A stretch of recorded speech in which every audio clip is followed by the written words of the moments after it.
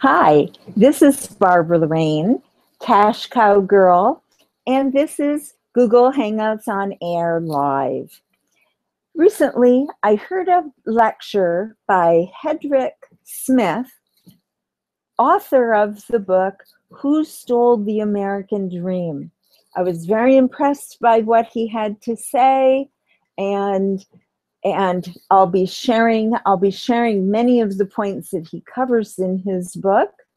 And I find it as a compelling reasons for people to take the reins of their own financial future and to still, in spite of the economic crash, to still build toward their financial freedom, to start their own business if possible, and to rebuild or build a new American dream for themselves.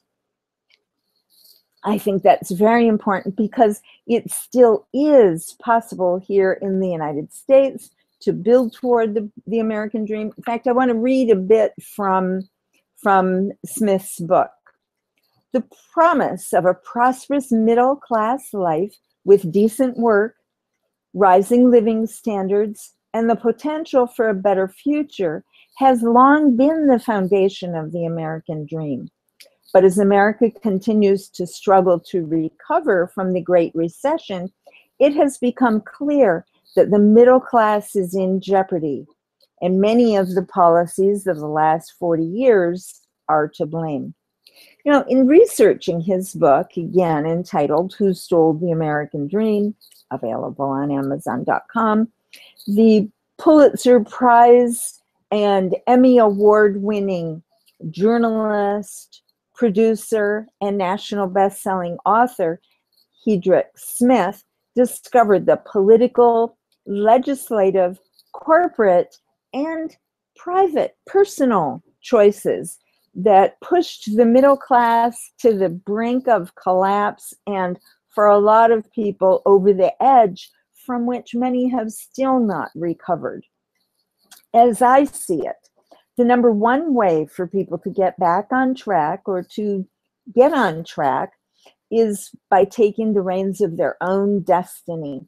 As I said already, look at starting your own business.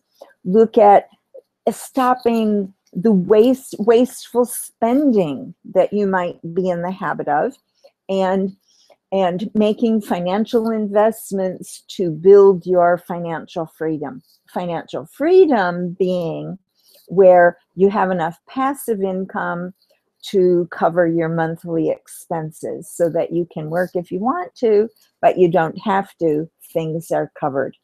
So now let's get into some of the ideas that Smith covers in his book. We'll begin before 1970. The idea in corporations was that they had a responsibility to all stakeholders. Stakeholders included employees, executives, shareholders, the community at large, and of course their customers. Then a shift occurred. A corporate shift happened. In 1973, hired by the U.S. Chamber of Commerce, Lewis Powell wrote the Powell Memorandum, also known as the Corporate Manifesto. This created a philosophical shift in the way business thinks about what their role is. And the shift was exactly this, that from that time forward, the emphasis was on creating wealth for the company, for shareholders and executives. No longer did businesses see themselves as looking out for customers and employees or the community. Big, big difference. And it's obvious then what that difference in attitude made. So there was a shift in compensation. shortly after that corporate manifesto, while productivity had been rising and wages had been rising, corporate wealth had been rising, everything had been rising, kind of everybody participating in the gains of productivity and prosperity of the company.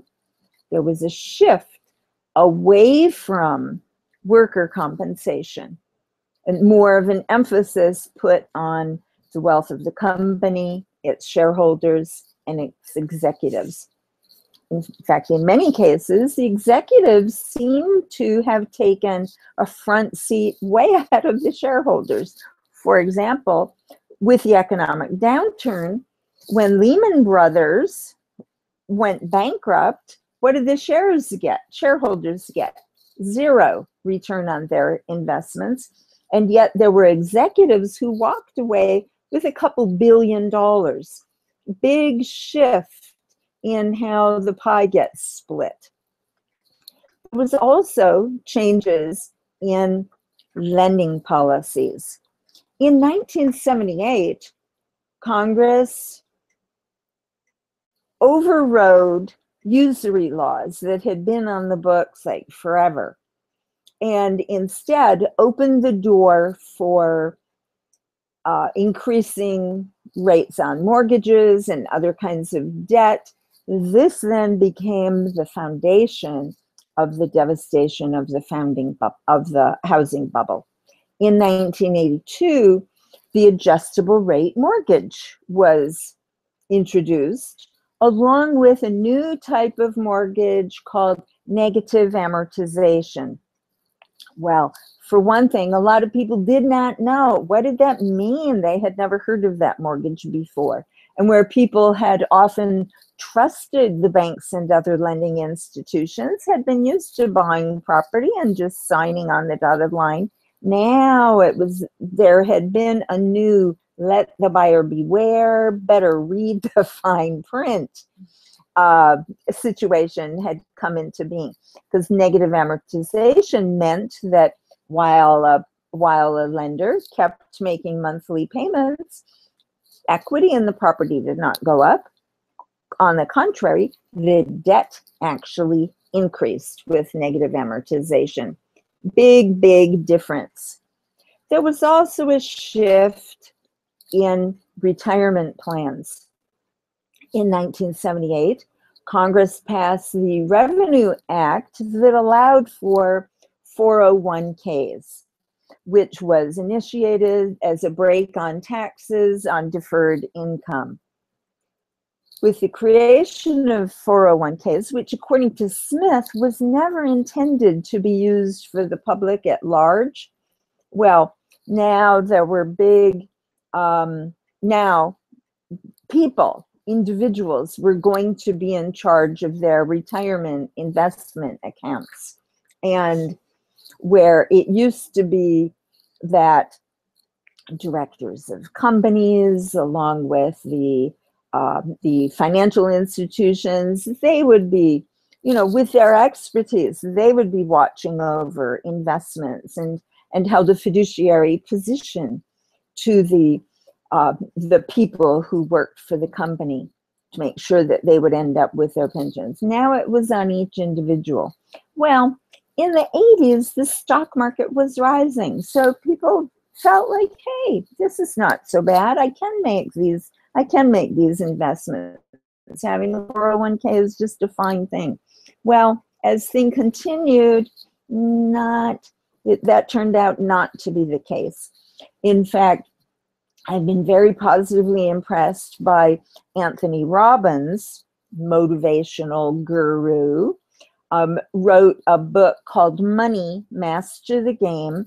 I strongly recommend it. In it, he outlines how money managers, financial advisors have skewed things to set themselves up with big fees and big incomes at the expense of their investors. Again, we appear to be living now in a let the buyer beware. Robbins' book provides a way for people to educate themselves. Another thing that happened was offshore workforces. Between 1980 and today, over $7 million,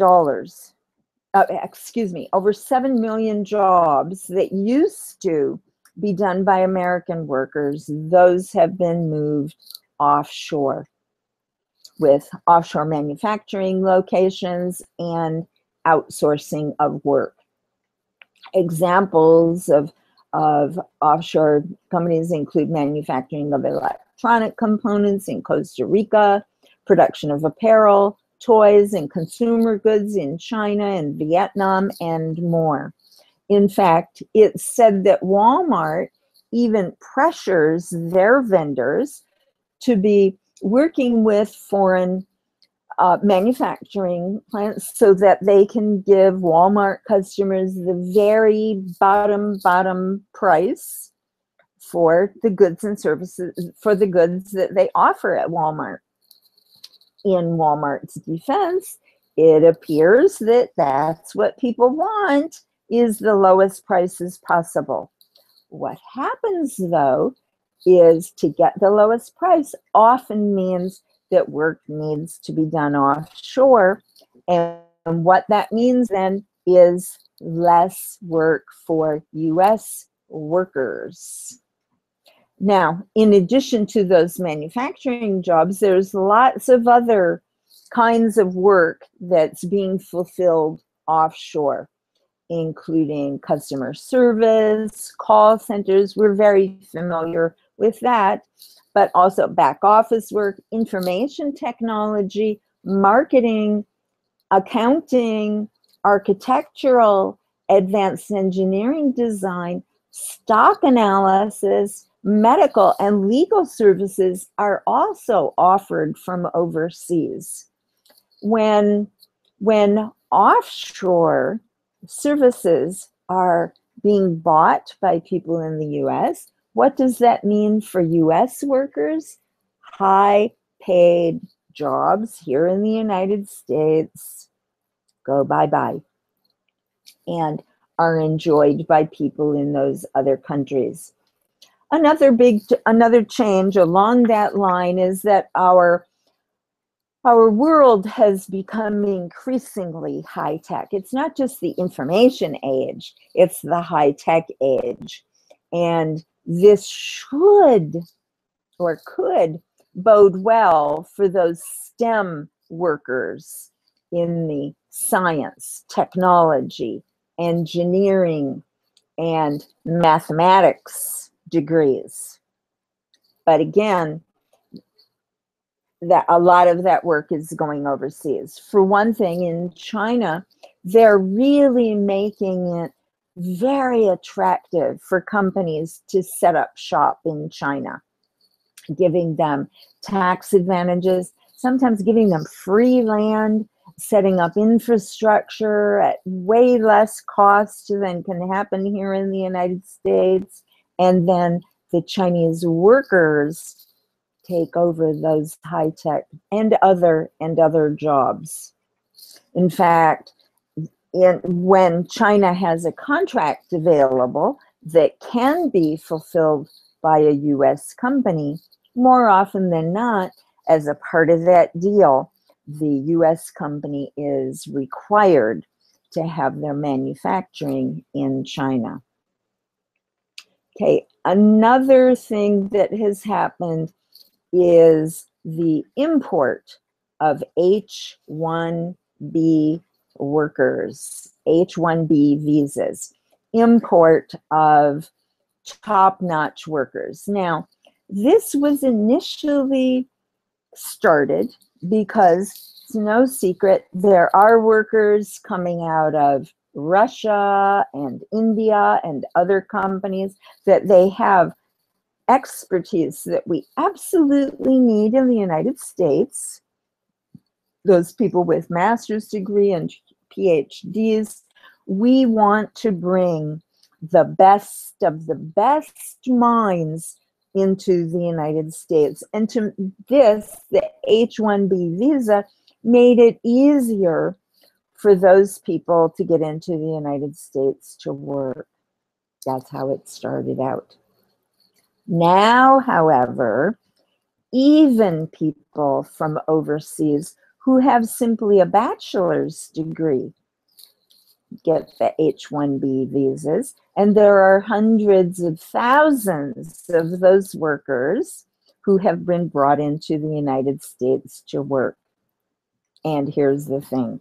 What the US companies find is that they pay those workers less than workers in the United States who have the same degrees, the same qualifications. So, you know, a lot of people complain about the laxity at the borders, Mexico specifically, and that there are workers coming over here.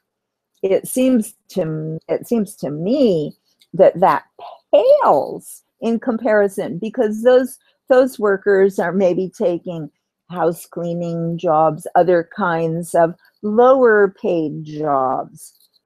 These H1B visa jobs are often bumping someone in the United States who has gone to school, still paying off student debt, has the education and the qualifications to get those jobs, but instead companies are paying less to people coming into the country with H1B visas.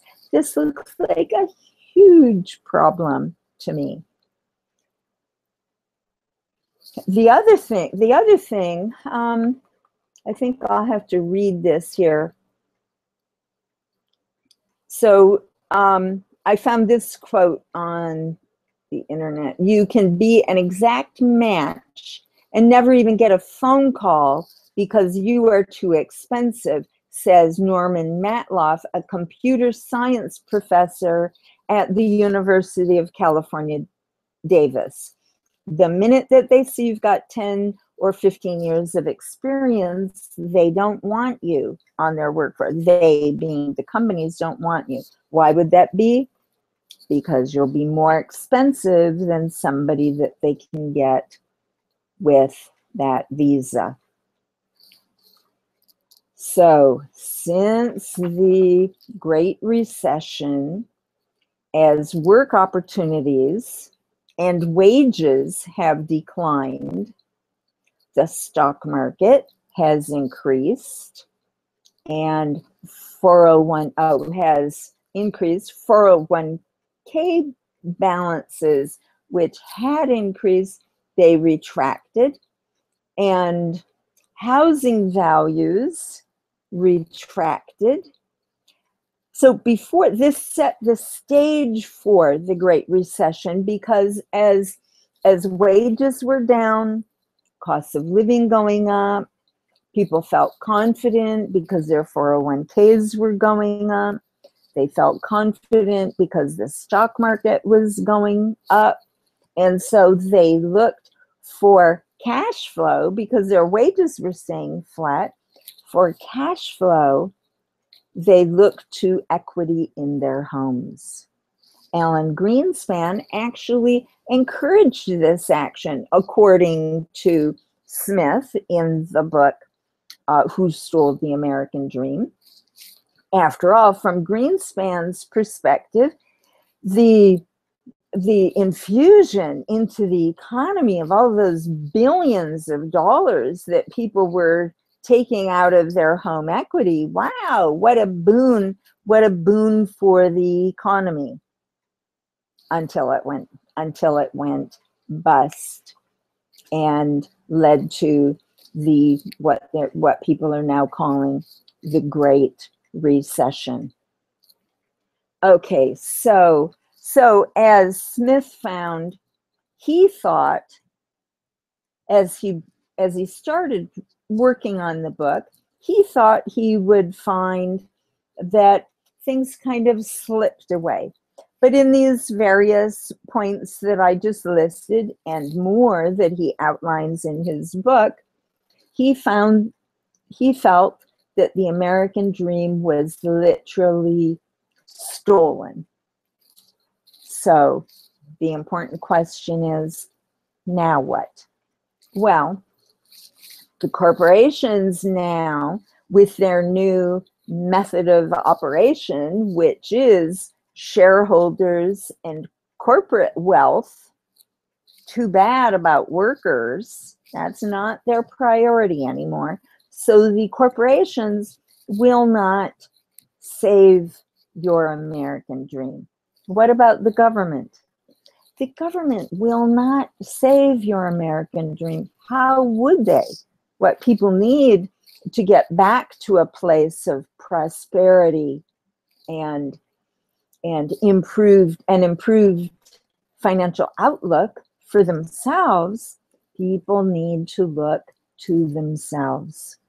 One of the ways that people can do that is by starting their own business, even on a part-time or a full-time basis. And that's actually a lot of what we do at Cash Cow Girl, is we help people explore their business opportunities and to get education and support in order to move forward in improving their financial picture. That's what we're not, and we're not the only ones who help people with their education and their picture, but we're also not looking to put people into enormous debt, which has become another one of the national problems. Huge education debt that so many people are strapped with.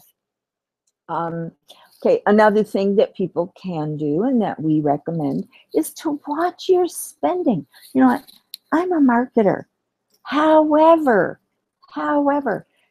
people are well off to look at the difference between what you need and what you want, why you want it. Look at some of the articles on my website specifically about why do you want the things that you want, and the psychological needs that we're looking to fulfill with products that would be much better fulfilled in other ways. So look at whether you can have your own business or somehow increase your income.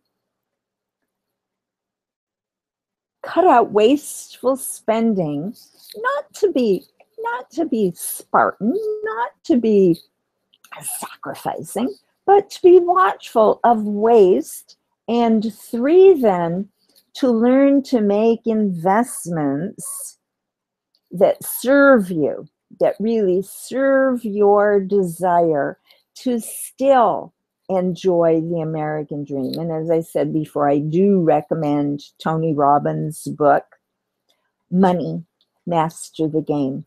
I also recommend Smith's book, Who Stole the American Dream. Until next time, this is Barbara Loraine, cashcowgirl.com, and wishing you the very best with your money and your life. Until next time.